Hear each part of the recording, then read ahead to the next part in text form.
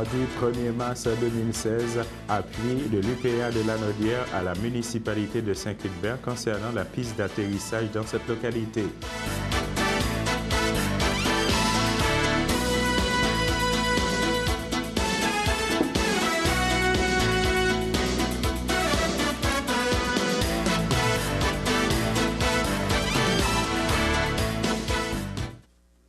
Bonjour à tous, merci de nous rejoindre à Société RB pour votre bulletin quotidien. Eh bien, l'UPA de Lanaudière et l'UPA d'Autrey appuient la municipalité de Saint-Cuthbert concernant le projet de piste d'atterrissage dans cette localité. En entretien avec M. Michel Désy, il nous a fait part de cet appui de l'UPA de Lanaudière et l'UPA d'Autrey. Écoutez cet extrait.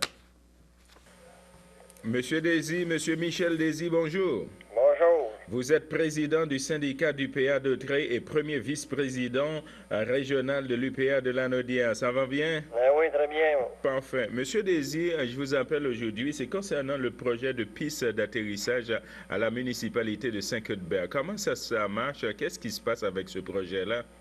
Ben, ça demande d'un groupe là, qui ont approché Saint-Cuthbert pour faire une piste d'atterrissage au début, il semblerait que c'était pour des ultra-légers, les petits avions là, qui marchent avec des petits moteurs. Là. Puis, il semblerait, en tout cas, la municipalité ne voyait pas trop d'inconvénients. Sauf que par la suite, se sont aperçus et les résidents aussi, que c'était plus gros que ça. Là, avec la longueur de piste qu'ils demandaient, là, c'est 2300 mètres, là, ça devenait beaucoup plus gros. Puis là, ils ont parlé des hélicoptères.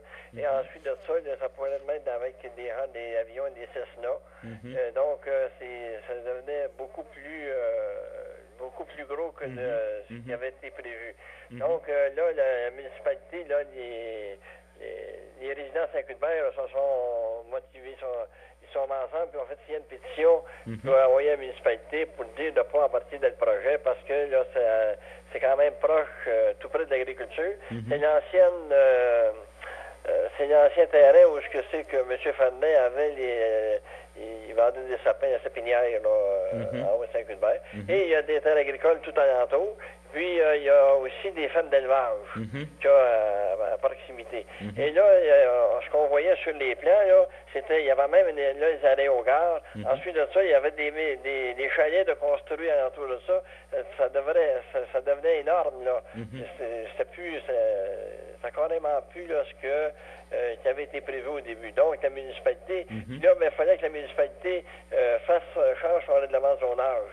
Donc, au début de tout, c'était dans le temps de M. Fernet qui vendait des sapins, c'était zone commerciale. Donc, M. Désy, si je comprends bien, ce projet-là, c'est un projet qui, en principe, nécessite une modification au zonage. Oui, c'est ça. Puis là, la municipalité, là, c'est sûr que l'avantage qu'on a, parce que la municipalité, elle, là, quand elle a vu que c'est l'ampleur du projet, c'est là qu'elle a décidé de refuser de changer son règlement. Contrairement à ce qu'on a vu à Mascouche, où Mascouche était d'accord avec l'aéroport, mais là, la municipalité est contre. Donc, mais à partir de là, écoute, ça fait 2 séances de conseil qu'ils font, là, puis là, la salle est remplie, là, et c'est sûr que tout le monde s'objecte. Puis, en plus de ça, là, ces avions-là, les petits ultra-légers qui mettent beaucoup de bruit, à proximité, il y a une ferme laitière de M. Rémillard, que, écoute, ça peut même déranger là, les animaux là, qui sont tout près du projet. Là. Vous, en tant que président du syndicat de l'UPA d'Autrey, comment vous voyez ça, ce projet-là, un tel projet? Ben, c'est pas la place pour faire un projet semblable. Là. Il y a d'autres endroits. Là, écoute, ils veulent faire des pistes d'atterrissage. Mirabel, là, il y en a encore des pistes d'atterrissage qui sont restées là. Mais ils iront faire le projet-là. Là. Ils s'en viennent toujours en pleine zone agricole. Tout comme ils ont voulu faire à Mascouche, là, des belles terres agricoles. Puis là, c'est nous autres là, qui trouvent. C'est ça, là, on peut pas embarquer là-dedans. Là. Écoute, c'est agricole. Donc, si je comprends bien, vous appuyez l'arrêt municipal, vous de l'UPA de la Naudière et de l'UPA d'Autrey, vous appuyez l'arrêt municipal justement concernant comme une espèce d'arrêt contre ce projet-là. Oui. Oui, puis en plus, nous, on a envoyé des lettres là, à Transport Canada, parce qu'évidemment, là, c'est lui qui va partir en aéroport. Moi, je veux mettre une piste d'atterrissage chez nous, là, j'ai même pas de permission demandée, j'ai même pas à passer par la protection de zone agricole, la CPTAQ, puis je fais ma piste d'atterrissage. C'est une loi fédérale. Puis ça passe par-dessus la loi de la CPTAQ. Ben, reste que faut... à un moment donné, il faut se défendre. Donc, un tel projet, ce projet de piste d'atterrissage, si je comprends bien, M. Désy, ça fragiliserait les zones agricoles, quoi. Oui, puis ça empêcherait là, aussi là, la loi de protection des activités agricoles, surtout. Tu sais, ces activités agricoles qui ont... Fait que là, si, par rapport, mettons que le producteur alentour, en semence le printemps, ça fait de la poussière, puis il y a des résidences, là, des camps d'été qui sont construits, ben là, le producteur, il va avoir des problèmes là, avec la poussière puis avec l'environnement. Fait que c'est tout ça, là, à rattacher. C'est pas des endroits où je sais que tu peux faire un tel projet. Il y a d'autres endroits là, qui peuvent aller pour faire le projet. On n'est pas contre le projet tel quel, mais pas dans des endroits semblables, là. Bon, qu'est-ce qui arrive après cet arrêt municipal-là, M. Désy? Est-ce que le projet, c'est un projet qui est tombé à l'eau ou est-ce que ça... Nous, on pense que là, elle ne laissera pas tomber ça, elle va revenir à la charge, là, les promoteurs vont revenir à la charge. Et ils vont se renseigner. Mais c'est sûr qu'on va faire pareil comme on a fait pour le projet de Mascouche. On va se battre, là. C'est sûr et certain qu'on ne se laissera pas faire. Et il va falloir qu'il nous passe le corps avant que ça arrive, parce qu'on est prêt à attaquer, nous. On ne se laissera pas faire. OK. Donc, le dernier mot de la fin concernant ce projet de piste d'atterrissage, c'est que l'UPA de la Naudière, l'UPA d'Autrey appuie justement l'arrêt municipal contre ce projet d'atterrissage-là. Exactement. OK. Alors, Monsieur Michel Désy, président du syndicat d'UPA d'Autrey et premier vice-président régional de l'UPA de la Naudière, je vous remercie pour votre disponibilité, Monsieur Désy. Ben, ça m'a fait plaisir, puis s'il y a d'autres choses, n'hésitez pas à me recontacter, ça va me faire plaisir de vous répondre. Merci beaucoup. Très bien. Au revoir. Les usagers du traversier de Sorel-Terrassis-Saint-Ignace de Loyola subiront à nouveau dès le 1er avril 2016 une hausse du coût des traversiers, mais elle sera bien moins importante que celle subie en 2015.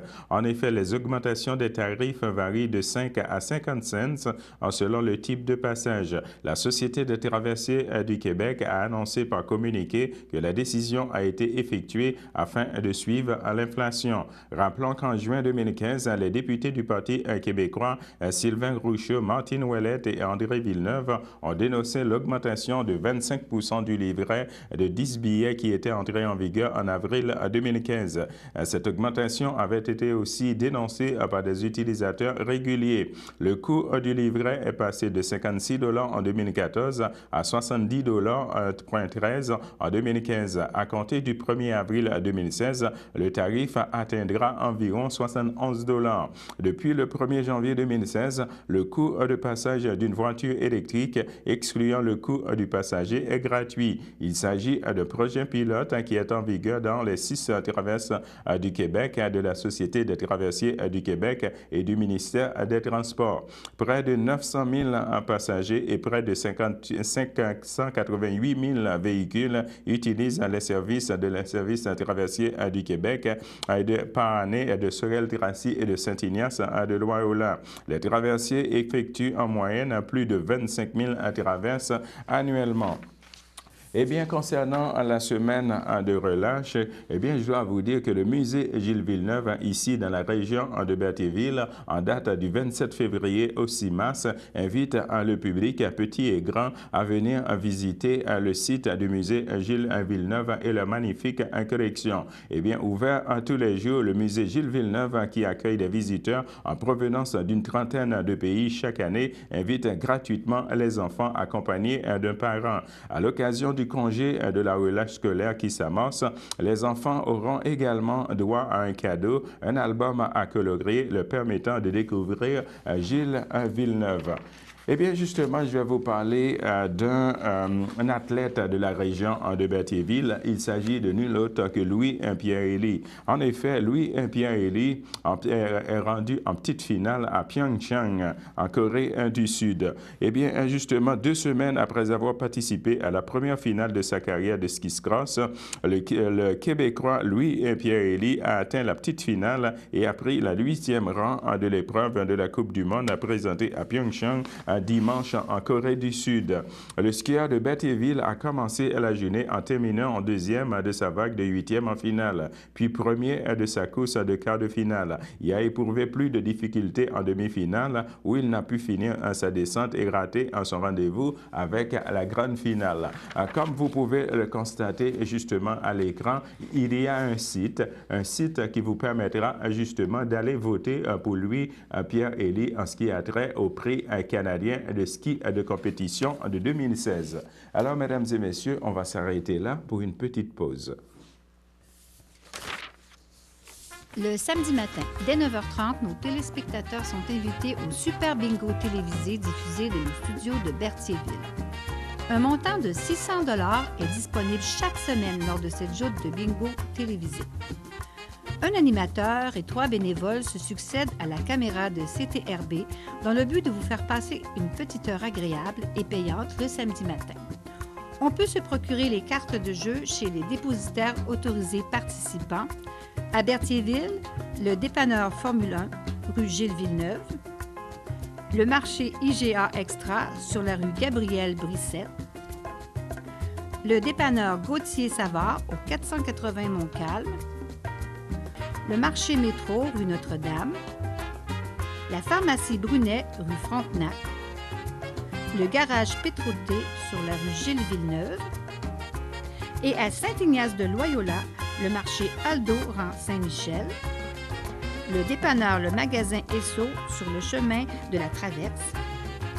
Et c'est un rendez-vous tous les samedis matins à 9h30 sur les ondes de CTRB, votre télévision régionale et communautaire.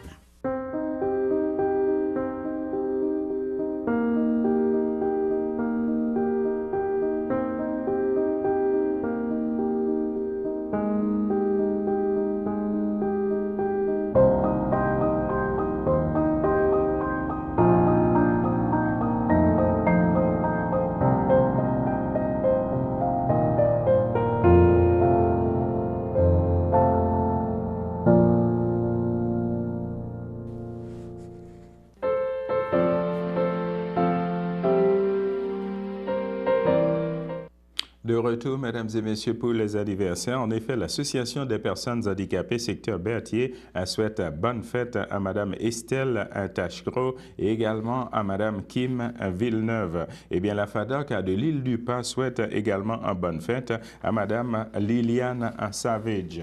Le Centre d'action bénévolat de Dautrey d'Icaba invite le public dans la journée du samedi 2 avril 2016 dès 20h à un concert de musique classique à la polyvalente Pierre de Lestage. Le coût du billet, c'est de 35 $ par personne. En ce qui a trait à la date du vendredi 27 mai 2016, il s'agira cette fois-ci d'un tournoi de golf au club de golf de Berthier. Pour toute information, vous pouvez toujours communiquer avec le Centre d'action bénévolat de Dautrey d'Icaba au 450-836-71-22. Eh bien, dans notre case horaire ici à CTRB, on a le DESIN, au DESIN, le 5 à 7 de la Chambre de commerce et de Berthier de Dautrey. Eh bien, justement, tout de suite après sa conférence sur la bonne gouvernance, j'ai pu m'entretenir avec Maître Paul Yanakis, un avocat de Berthierville. Écoutez ce qu'il avait à nous dire. Ici Jean-Louis pour CTRB, je suis ici au DESIN en compagnie de Maître Paul Yanakis. Maître Paul Yanakis, ça va bien? Oh oui, ça va bien, vous? Parfait, super. Écoute, tout à l'heure, vous venez de parler de votre conférence. En tant que conférencier, vous avez parlé de la bonne gouvernance. Oui. Qu'est-ce qui vous motive justement à donner ce genre de conférence-là? C'est une façon d'aider les gens dans un processus de réflexion. Et souvent, les gens ne sont pas familiers. Les gens sont soit une entreprise personnelle où ils sont 1, 2, 3 associés. Et lorsqu'ils œuvrent au sein d'une entité plus grande, comme la Chambre de commerce, où il y a beaucoup de membres, beaucoup de membres du conseil d'administration. Beaucoup d'acteurs. Beaucoup d'acteurs, c'est ça. Alors là, il faut réger comment on agit entre les acteurs d'abord et entre les acteurs et les membres aussi. Et c'est sain, comme pour toute organisation, d'avoir des principes bien établis au sein desquels tout le monde agit en harmonie. Mieux on est structuré, généralement, plus c'est simple et plus on est en harmonie avec l'organisation et avec les membres. Plus qu'on va donner de bons résultats aussi. Évidemment. Okay. Évidemment, et il n'y a rien comme travailler dans le bonheur. Exactement. C'est ça. Bon. Pour la gestion des affaires, qu'est-ce que vous aimeriez dire les entrepreneurs, justement, qui vous écoutent actuellement de CTRB? D'abord, au niveau des gens qui sont en affaires, vous le savez, c'est des gens qui souvent prennent des risques personnels, c'est des gens qui sont généralement optimistes, qui ont confiance dans l'avenir. Il faut bien sûr regarder l'avenir, mais s'assurer aussi du présent, se protéger et de cette façon-là, conserver des acquis tout en prenant des chances. Donc, c'est un équilibre qui est fragile, mais qui est obligatoire quand on est en affaires. Donc, c'est pas mal le motto, le leitmotiv que j'ai avec mes clients. On ne met pas tous ses œufs dans le même panier. À vous écoute tout à l'heure dans votre conférence, je dois dire, au niveau de l'entrepreneuriat, ça va un petit peu mal. Au niveau de l'entrepreneuriat, oui et non. Je ne suis pas prêt à dire que ça va mal. C'est cyclique. Encore, il faudrait y aller par domaine. Vous voyez, pendant que Bombardier éprouve des problèmes avec sa section des avions d'affaires, ils font fortune avec les trains. Vous avez des compagnies comme Couche-Tard qui s'étendent à travers le monde au niveau des services. Vous avez les sociétés pétrolières qui vont mal. Vous avez les compagnies orifères qui vont mal. Mais par contre, les gens n'ont jamais eu autant d'argent à consacrer à leur loisir ou regarder dans l'investissement qui se fait un peu partout. Donc, ça va jamais si mal qu'on pense, puis ça va jamais si bien qu'on pense, c'est ça.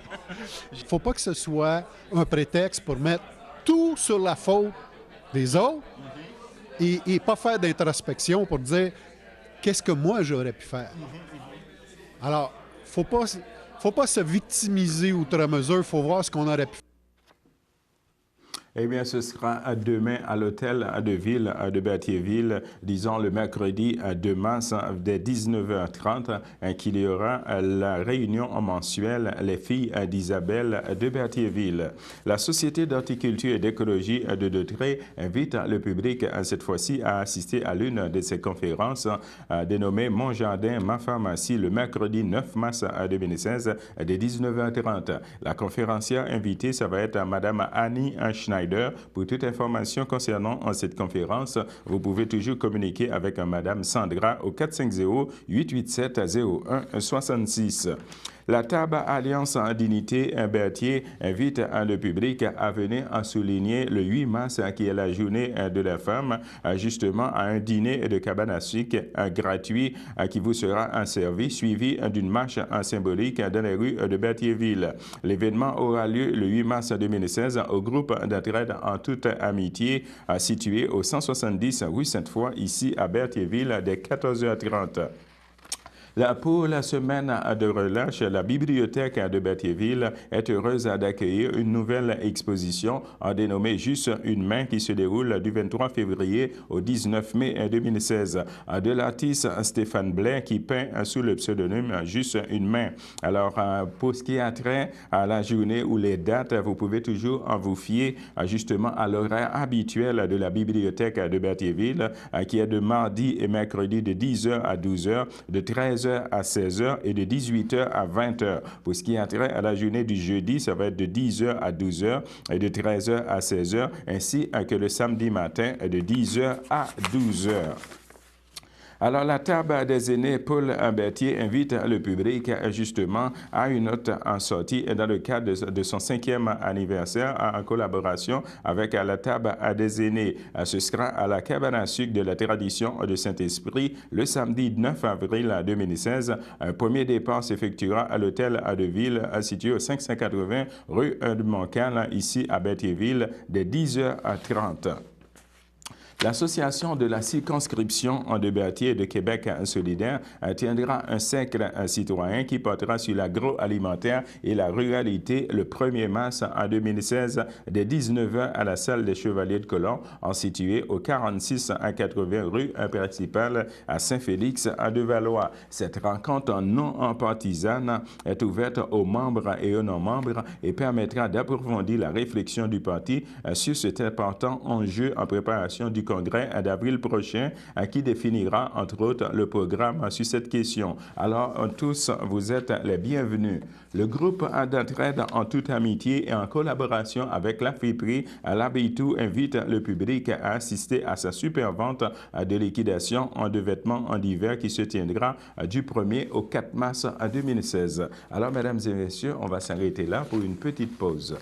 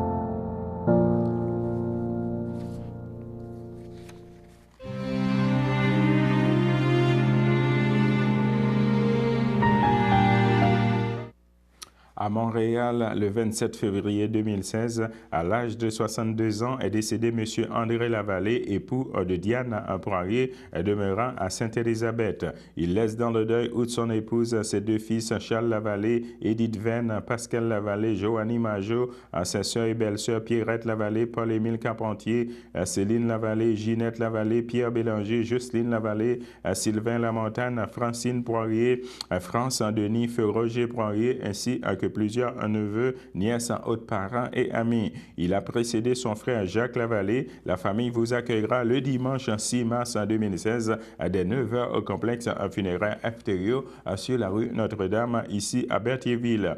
Suivra une liturgie de la parole à la chapelle du complexe dès 12h. Au centre Pamphélia Ferland, le 19 février 2016, à l'âge de 79 ans, est décédé M. André Sylvestre de Berthierville, fils de feu Lucien Sylvestre et de Apolline Drainville. Il laisse dans le deuil ses frères, belle-sœurs et beaux-frères Maria Adam, feu Luc Sylvestre, Bernard Sylvestre, feu Louise Tellier, Claire Poirier, feu Jacques Sylvestre, Régent Sylvestre, Lucille Lessard, Germain Saint-Martin, feu Réjeanne Sylvestre, Léonie Rouleau, feu Guy Sylvestre, ainsi que plusieurs neveux, nièces, autres parents et amis. La famille vous accueillera le samedi 5 mars 2016 dès midi au complexe funéraire Efterio sur la rue Notre-Dame, ici à Berthierville. Suivra une liturgie de la parole à la chapelle du complexe dès 14h30. Subitement à son domicile, le 25 février 2016, à l'âge de 65 ans, est décédé M. Jimmy Impagé, époux de feu Guylaine Robitaille, demeurant à Berthierville. Il laisse dans le deuil ses enfants Ginny, Marie-Ève, Alexandre Mirandette, Anthony, son fils Thomas, sa mère Hélène Rocret, feu Napoléon Impagé, ses sœurs et son frère Françoise, André Mousseau, Micheline, feu Charles Batte, Lynn, André André Rouillard, Richard, la famille Robitaille, ainsi que plusieurs neveux, nièces, autres parents et amis. La famille vous accueillera le samedi 5 mars 2016 dès 12h30 à l'église de Sainte-Geneviève de Berthier, située sur la rue Montcalm, ici à Berthierville, où les funérailles auront lieu dès 14h. À Joliette, le 26 février 2016, à l'âge de 94 ans, est décédée Mme Jeanne Dac Bellumeur, épouse de feu Marcel Joly, demeurant à Joliette et autrefois de Berthierville. Elle laisse dans le deuil ses enfants Françoise Joly, Yves Lamotte, Huguette Joly, Marcel Geoffrion, Michel Joly, Suzy Lupien, ses petits-enfants Nathalie Lamotte, Claude Bellumeur, Sébastien Lamotte, Célia Côté, Marc-Antoine Joly, Monique Leblanc, Philippe Joly, Jennifer Blackman, ses arrière-petits-enfants, Olivier, Catherine, Anthony, Antoine, Nathan, Marcel, Élise, Brigitte, Lucien et bébé à venir, Madame Georgette Atelier, feu Normand Bellumeur, Madame Normande Bellumeur, feu Gérard Roch, Madame Jacqueline Lavallée, feu Noël Bellumeur, Madame Fleur Ange Bellumeur, feu Noël Saint-Georges, Madame Laurette Bellumeur, Guy Parent, Monsieur Henri Bellumeur, Réjeanne Monette, Madame Raymonde Bellumeur, feu Michel Godin, Madame Yolande Gendron, feu Bernard Bacon, Monsieur Gérard Joly, feu Jacqueline Lacoussière, ainsi que plusieurs neveux, nièces, autres parents et amis. Veuillez compenser l'envoi des fleurs par des dons pour Opération Enfant Soleil. Les formulaires seront disponibles au salon. La famille vous accueillera le vendredi 4 mars 2016 de 19h à 22h et le samedi de 8h30 au complexe en funérailles FTRIO sur la rue Notre-Dame, ici à Berthierville. Les funérailles auront lieu le samedi 5 mars 2016 à 10h en l'église de Sainte-Geneviève de Berthier. Alors, mesdames et messieurs, on va passer tout droit aux éphémérides en cette journée du 1er mars, pour vous dire que c'était arrivé un 1er mars 2011 que Québécois en médias a conclu une entente sur la gestion du futur du Colisée du Québec. C'était également arrivé 1er mars 2008 que les chanteurs Paul Anka, Claude Dubois et André Lejeune sont intronisés au Panthéon des auteurs et compositeurs canadiens. Alors on va s'arrêter là, de retour avec la météo.